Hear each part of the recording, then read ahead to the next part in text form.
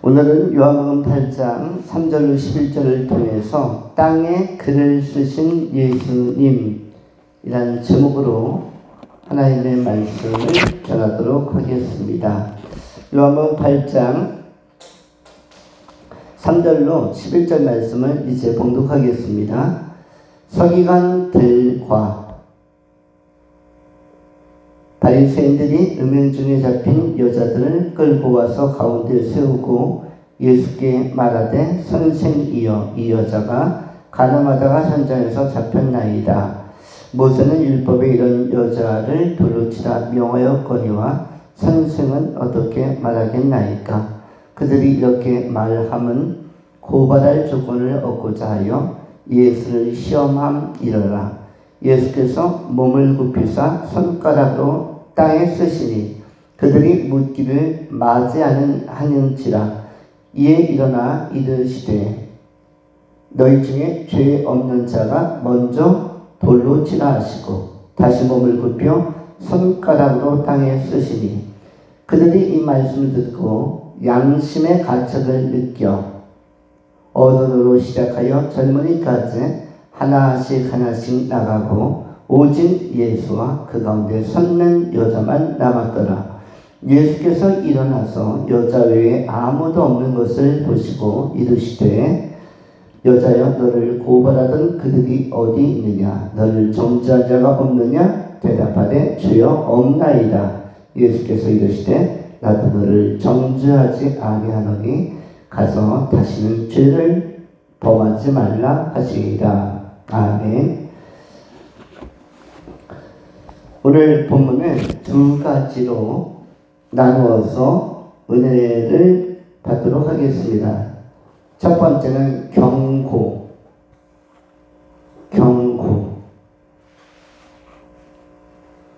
두 번째는 소망.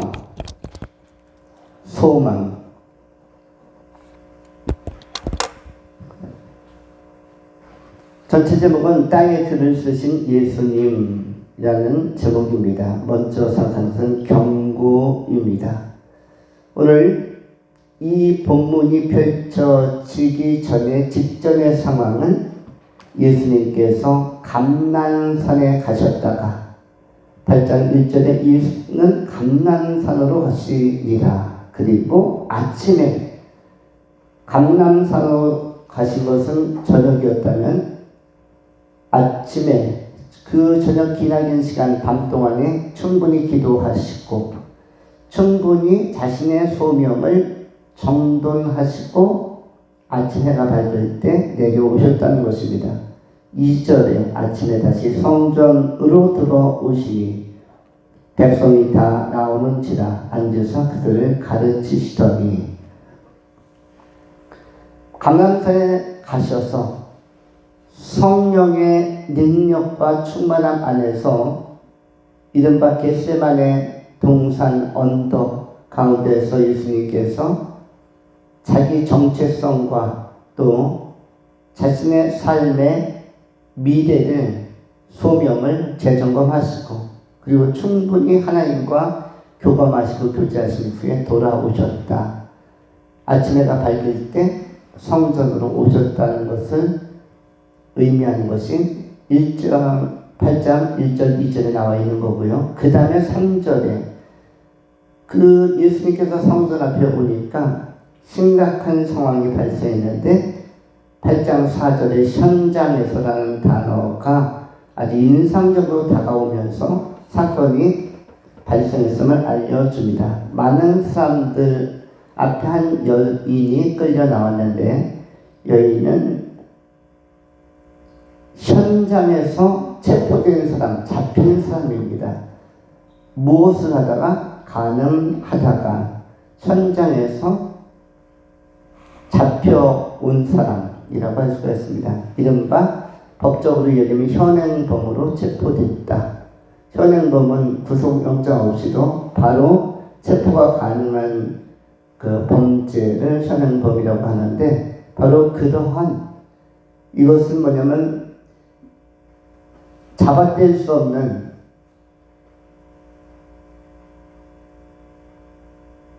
누가 보아도 명백하고 명증한 죄를 강조하려고 하는 것이 바로 현장에서라는 단어입니다. 헬라어로는 F 아우토포로스라는 단어인데 이것이 현장에서 F 아우토포로스, F라는 단어 안에서라는 뜻이고요. 또 아우토라는 단어와 포라라는 단어가 있습니다. 아우토라는 단어는 바로 그 자신, 바로 나 자신이라는 뜻이고요. 포라는 범죄를 의미합니다. 범죄는 도적질, 강도, 사기, 여기 나오는 가는 다 포함한 것이 바로 포라인데, 현장에서 나 자신이 범죄하다가 잡힌 상태, 그것이 F 아우토포로스, 현장에서 하는 단어입니다.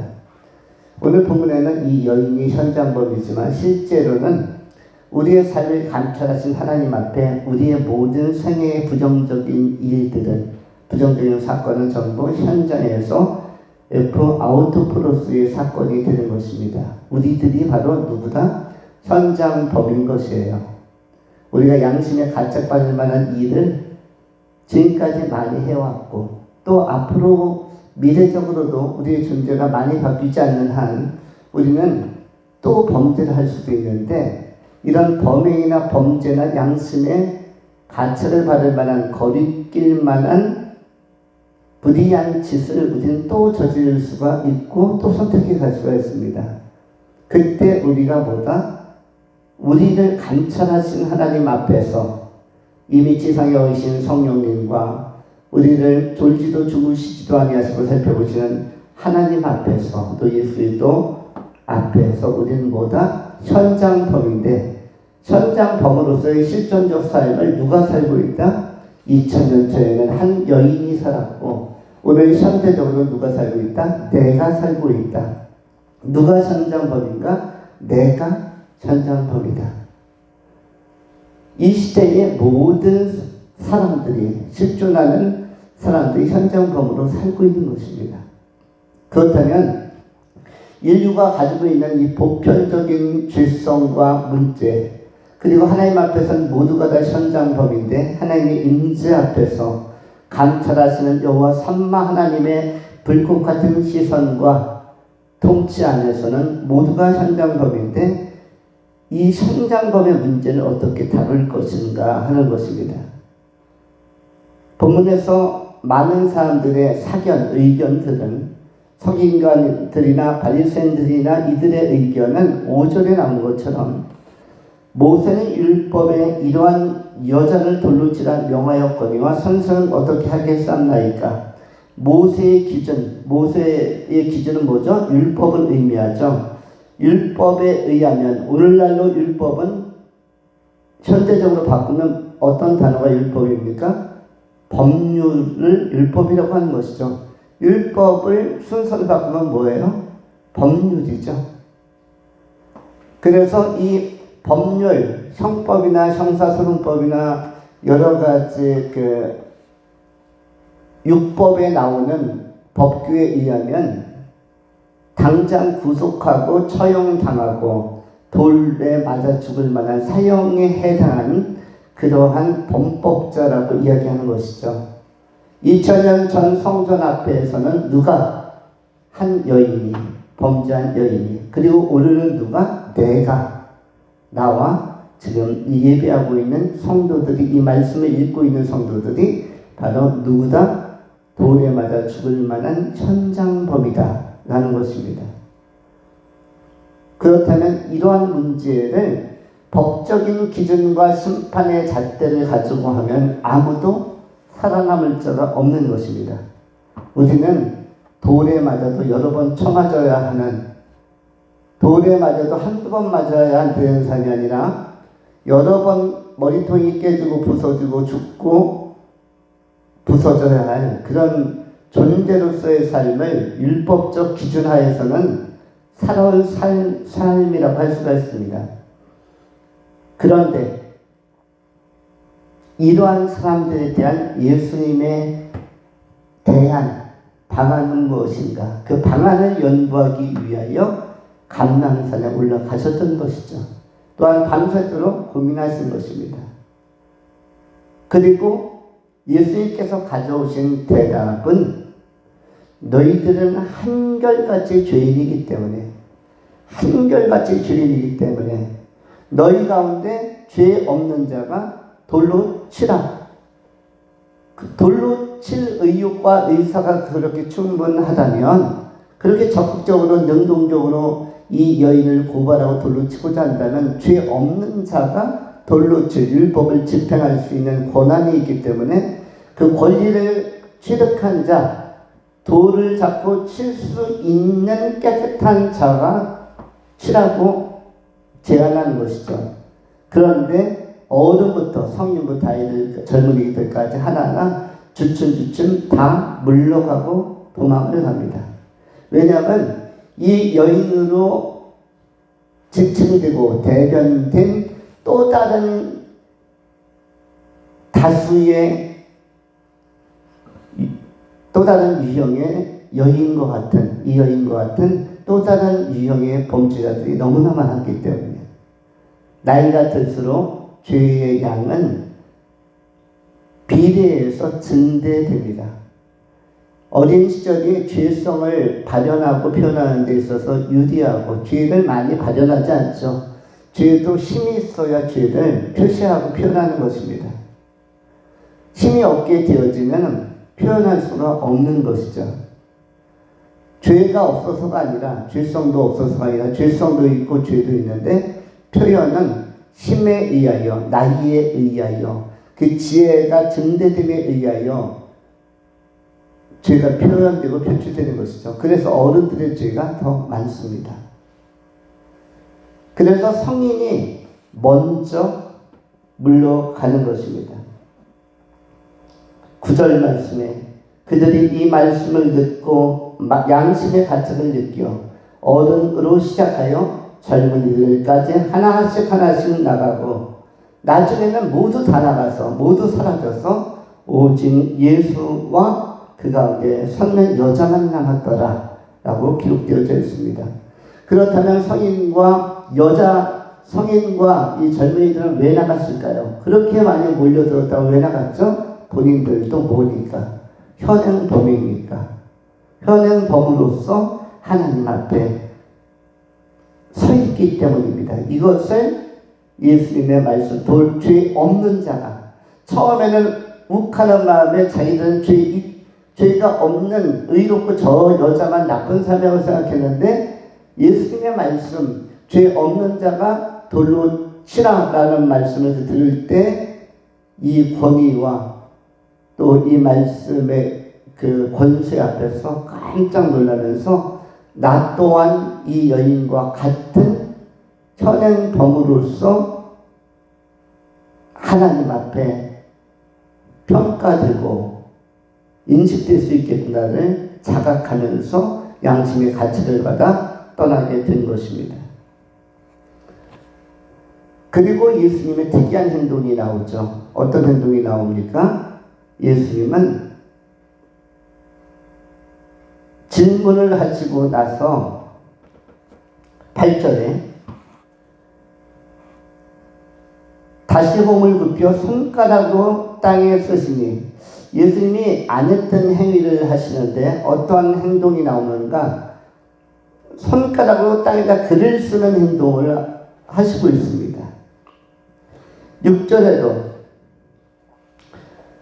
그들이 이렇게 말하면 고발할 조건을 얻고자 하여 예수를 시험함이로라. 예수께서 몸을 굽히사 손가락으로 땅에 쓰시고, 손가락으로 땅에다 글을 쓰시는데 6절에도 쓰고 계시고 8절에도 땅에다가 글을 쓰고 계십니다.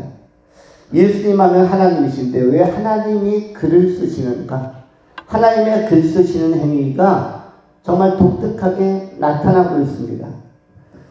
하나님의 글 쓰시는 행위는 항상 심판을 예고하고 심판을 전제로 하는 퍼포먼스, 어떤 예비적 행위로서 하나님의 글쓰기가 시연되고 실현이 됩니다. 구약 성경에는 어디에 나옵니까?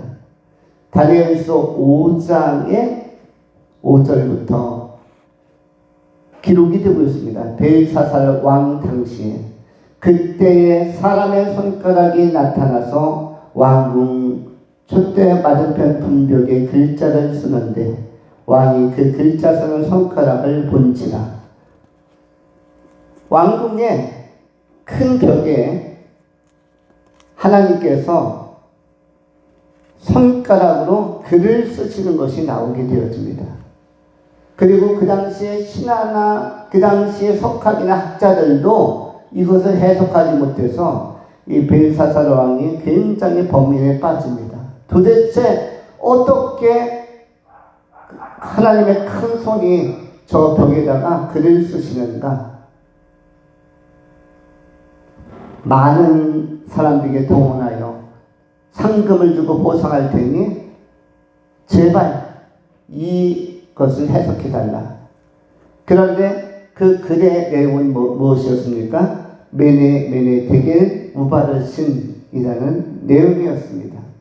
메네 데겔 우바르신, 이것을 해석할 자가 없었는데 다니엘이 이것을 풀어냅니다. 다니엘서 5장 24절부터 29절까지 성경이 이렇게 기록을 합니다. 이러므로 그의 앞에서 이 손가락이 나와서 이 글을 기록하였나이다. 기록한 글자는 이것이니 곧 메네 데겔 우바르스니라.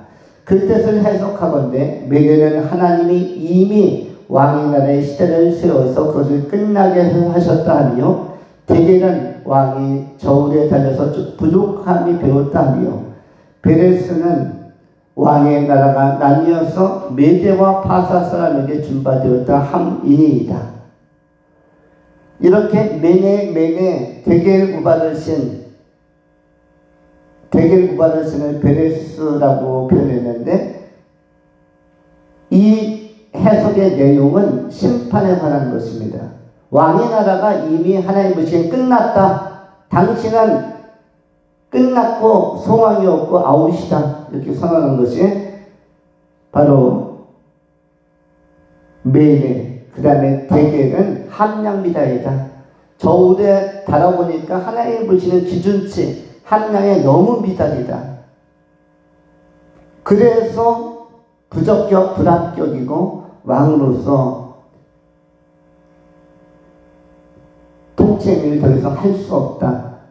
베레스, 당신의 나라가 끝나고 이제 이 나라는 두 나라로 나뉘어질 것인데 바로 메대라는 나라와 바사로 나눠질 것이다. 이렇게 예언을 한 것입니다. 이것을 누가 해석을 했습니까? 다니엘이 해석을 한 것이죠. 그리고 벨사살 왕은 그날 밤에 갈대아의 통치권을 잃어버리고 메대 사람 다리오에 의하여 살해되고 거기서 죽게 되어집니다. 이 말씀 안에는 하나님의 글씨는 항상 심판을 가져온다는 것입니다. 성경도 마찬가지입니다.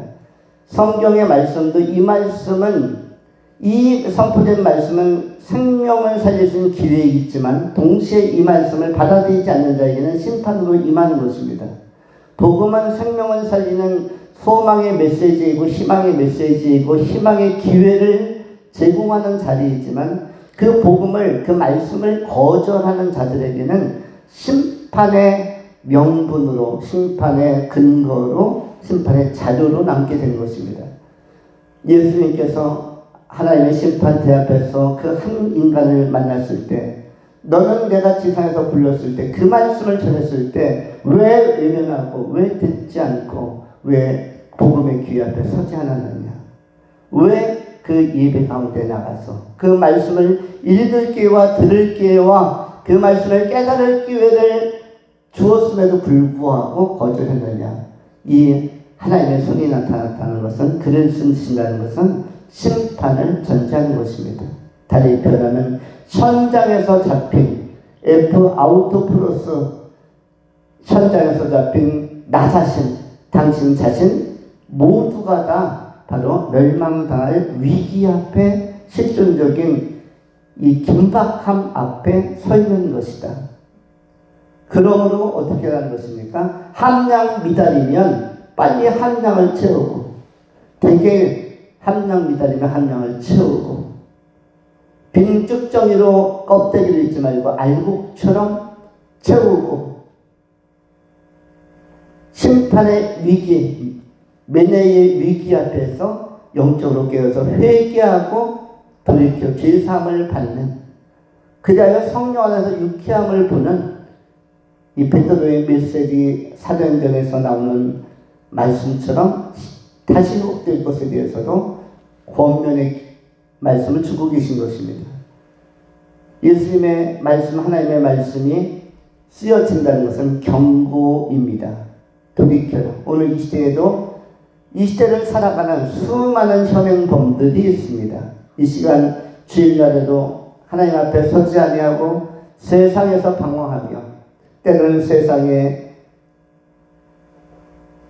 물질적, 인본적 바벨탑을 쌓아가며 세상의 풍요를 만끽하며 세상의 여러 우상적 요소에 도취되고 심취되고 매몰된 수많은 사람들에 대하여 예수님은 동일하게 심판의 경고의 메시지를 던지고 계신 것입니다. 이 한 여인만 현행법이 아니라 이 여인으로 묘사되고 이 여인으로 대표되는 수많은 동일한 상황, 동일한 범죄적 또 죄의 문제를 해결하지 못하고 하나님 보시기에 함량 미달인 사람들에 대하여 하나님은 일깨워 주심과 동시에 경고하고 계심을 우리가 꼭 기억해야 할 것입니다. 언젠가 때가 차면 하나님의 심판대 앞에 모든 각인이 다 자신의 삶을 드러내면서 심판받는 그날, 행위의 책들이 펼쳐지고 열려질 때에 이 수치와 모욕을 감당하지 못하고 지옥으로 떨어지는 사람들이 너무나 많을 것입니다. 지금 하나님의 말씀이 있을 때, 말씀이 선포될 때 그 말씀을 주목하고 돌이켜 회개함으로 말미암아 새 생명을 얻는 이런 지혜로운 사람들이 되어야 할 것입니다. 사도행전 2장에 37절로 40절에 성경이 이렇게 기록을 합니다. 저희가 이 말을 듣고 마음에 찔려 베드로와 다른 사도들에게 물어 가로되, 형제들아 우리가 어찌할꼬 하거늘. 베드로가 가로되, 너희가 회개하여 각각 예수 그리스도의 이름으로 세례를 받고 죄사함을 얻으라. 그리하면 성령을 선물로 받으리니 이 약속은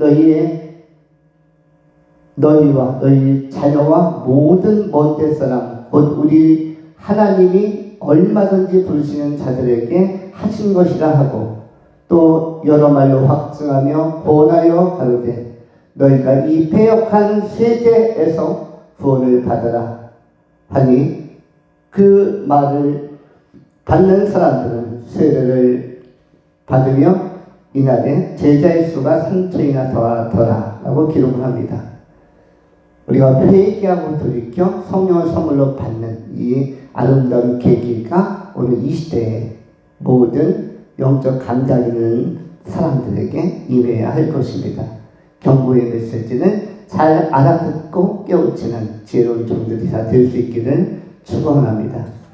두 번째는 소망입니다. 예수님은 이제 주변 사람들이, 정죄했던 모든 사람들이 다 떠나간 상태 속에서 요한복음 8장 9절로 11절에 이렇게 기록을 한 말씀으로 예수님의 핵심적인 가르침을 다시 살펴보자 합니다. 그들이 이 말씀을 듣고 양심의 가책을 느껴 어른으로 시작하여 젊은이까지 하나씩 나가고 오직 예수와 그 가운데서는 여자만 남았더라.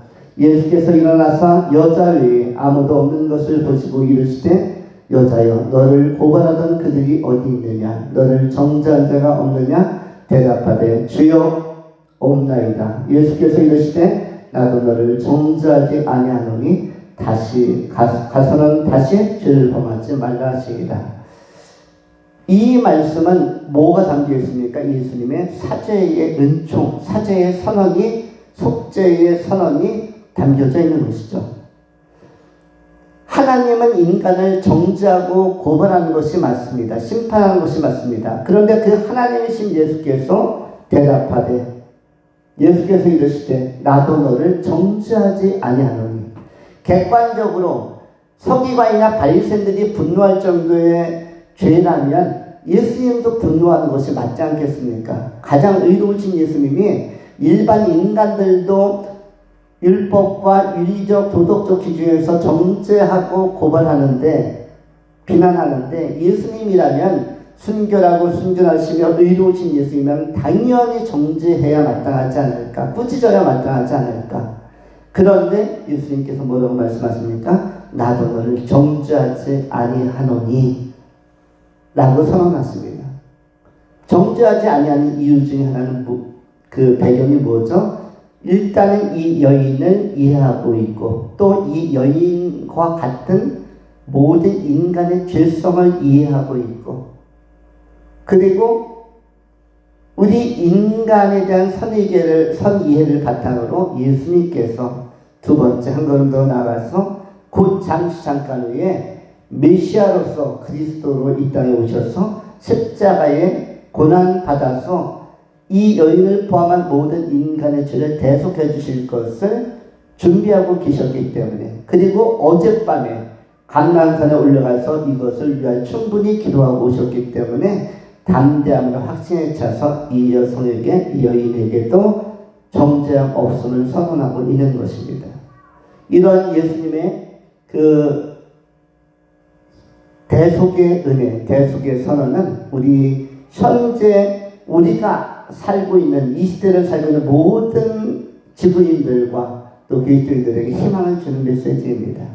오늘 본문에 나온 여인은 누구입니까? 바로 하나님 앞에서 동일하게 하나님을 의식하고 주목하는 모든 사람들, 하나님 앞에서 살고 있는 모든 사람들이 바로 이 현행범으로서 현장에서, 아우토포로스의 현장에서 하나님 앞에 서 있는 나 자신들이 바로 우리 자신인 것입니다. 이러한 동일한 사죄의 은총이, 속죄의 은총, 대속의 은총이 우리에게 뭘로 적용이 됩니까? 정죄하지 아니하는 은혜로 임하게 되는 것입니다. 정죄하지 아니하는 자, 빛 가운데 행하는 자, 다시는 범죄치 아니한다는 것은 언제나 예수와 동행한다는 것을 의미하는 것이고, 예수를 영접하고 동행하는 그 사람이, 빛 가운데 거하는 그 사람이 하나님의 나라, 생명의 영원한 나라에 들어갈 수 있다는 것을 선언해주고 있는 것입니다. 예수님은 빛의 근원으로서 참빛으로 이 땅에 오셨고, 예수 믿는 모든 사람들의 죄를 대속해 주셨으며 정죄하지 아니하시는 만왕의 왕 만주의 주님이십니다.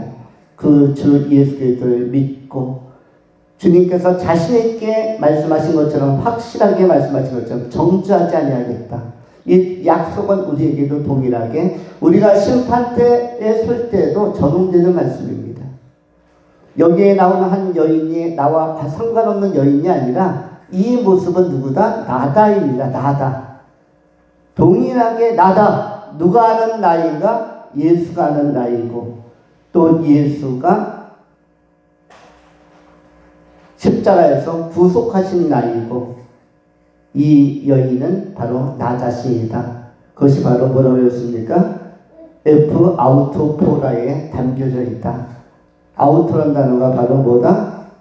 나다. 그 자가 바로 나고, 그 죄를 범한 자가 나고 나다입니다.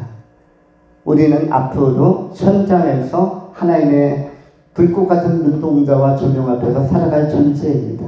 그리고 우리가 앞으로도 범죄하게 된다면 우리는 또 현행범이 되는 것입니다. 여러분, 단 한 번도 범죄하지 않고 남은 40년, 50년 살아갈 수 있습니까? 한 번도 양심의 가책을 안 받고 남은 생에 살아갈 수 있나요? 그럴 수 없을 것입니다. 그때마다 여러분들은 현행범이에요. 하나님 앞에서 현행범으로 하나님 앞에 끌려가는 자인데 그때 주님께서 뭐라고 선언하시는 것입니까? 아무도 너를 정죄할 수 없느니라. 로마서 8장에 기록된 것처럼 사망이나 기근이나 천사나 그 아무 것이라도 너희들 그리스도 예수의 사랑에서 끊을 자가 없다라고 선언해 주시는 것입니다. 예수 그리스도 안에서 우리를 살리시고 영원히 구원해 주시고 또 우리의 편에서 변증해 주실 분은 오직 예수인 것입니다. 이 예수 그리스도의 은혜의 복음 안에서 힘을 얻고 승리하는 귀한 성도님들이 다 될 수 있기를 축원합니다. 기도하겠습니다. 할렐루야. 자비하신 하나님 감사합니다. 오늘도 요한복음 8장을 통해서 복음의 말씀을 듣게 하시고 또 복음의 기쁜 소식을 접하게 하셔서 감사합니다. 요한복음 8장에 나타난 한 여인을 향한 여인의 심각한 문제가 나의 심각한 문제인 것을 우리가 깨달아 예수님 안에서 정잠이 없는 존재가 되어지도록 예수 믿고 예수의 의를 주장하며 예수 그리스도와 동행하는 예수 그리스도의 정결한 신부들이 다 되게 하여 주시옵소서. 빛의 사람으로 빛의 사자로 이 시대를 살리게 하여 주시옵소서. 감사드리오며 우리를 구원하시고 우리를 사랑하시는 구주 예수 그리스도의 이름으로 축복하며 기도하옵나이다.